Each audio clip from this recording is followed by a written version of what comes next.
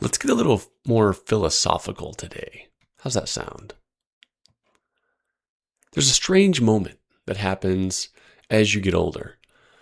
You hear a headline or read a headline, you watch a market move, you see a political speech, you hear about a public scandal, but instead of being shocked, you think, oh, this again. When you're younger, events feel singular. This is a moment. The first recession, the first war, the first corporate scandal, the first charismatic fool with a microphone. Everything feels new. Because to you, it is new. It's not an insult, it's just perspective. Youth often experiences events as isolated episodes. Age starts to experience them as patterns. And that can shift from awe to cynicism. But what if it's something else entirely? What if it's just normal pattern recognition? Memory. It may be time finally giving you enough reps to see the shape beneath all the noise. Because after enough years, enough headlines, enough cycles, certain templates become impossible to ignore. Boom, excess, correction. Idealism, institution building, bureaucracy, backlash. New technology arrives, everyone overpromises, it gets misused, and then normalized. A strong leader is promised, complexity remains, moral panic erupts, everyone performs certainty, fatigue follows, and then the next panic begins. So maybe you are cynical, but maybe you're not necessarily more negative. You're just thinking now more longitudinally. You have enough runway behind you to compare today with yesterday. And that can make a big difference because many people mistake intensity for importance. Just because something is loud does not mean it is new. Just because something trends does not mean it transformed reality. And just because people are panicking does not mean that history changed direction. Sometimes it means that humans are doing what humans have always done, just with better Wi-Fi. And that leads to the second truth. It's not just you. The cycle speed really has increased. Information seems compressed into these little packets of information. What once took decades can now take months. A fringe idea can become mainstream in a week. A rumor can cross continents before breakfast. A reputation can be built for years and wrecked by dinner. Markets move in seconds, and copycat behavior can scale globally before anyone is asked whether the original idea was even smart. We are ancient minds living inside modern amplification systems. The pattern is old. The velocity is new.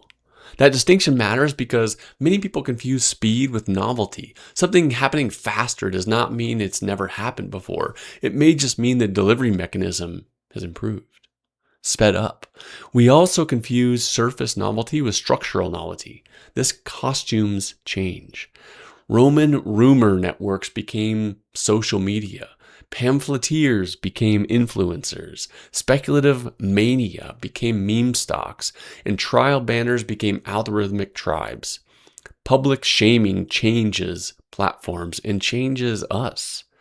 Vanity changed wardrobe. That realization can be liberating, I hope, because it helps you stop worshiping the current moment as uniquely dramatic. Every era thinks it's the climax of history. Most eras are simply chapters. There's also a danger here. Seeing repetition everywhere can give us some brain rot into laziness. You hear people say, I've seen this before, nothing changes, people never learn.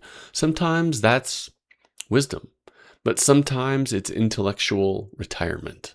Because patterns repeat, sure, but context still matters. Nuclear weapons are not swords, artificial intelligence is not the same as the printing press, and a viral lie told today can hit millions before lunch.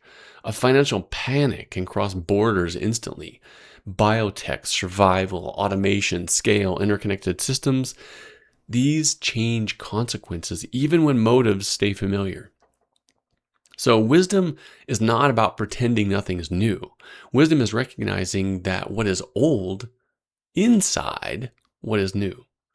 That's a very different skill. It means asking what part of this might be timeless human behavior and what part is generally novel. What incentives are repeating and what risks are new. What emotion is being exploited and what mechanism is accelerating it. That's a better lens than just blind optimism. It's also better than performative doom, because the goal is not to become the old person muttering that civilization is finished every Tuesday. The goal is to become someone who can see patterns clearly enough to act intelligently. Age helps with that. Hopefully, not by making you bitter, but by making you comparative, by giving you reference points, by teaching you that panic is often recycled, progress is often uneven, and people can be predictable. Outcomes, though, still matter. So if you found yourself lately thinking, this all feels familiar, maybe it's not you being more cynical. Maybe you're just calibrating to time. So the next time someone says that history is repeating itself, don't nod like a fortune cookie. Ask this instead. Which part is repeating right now, and which variables are actually new?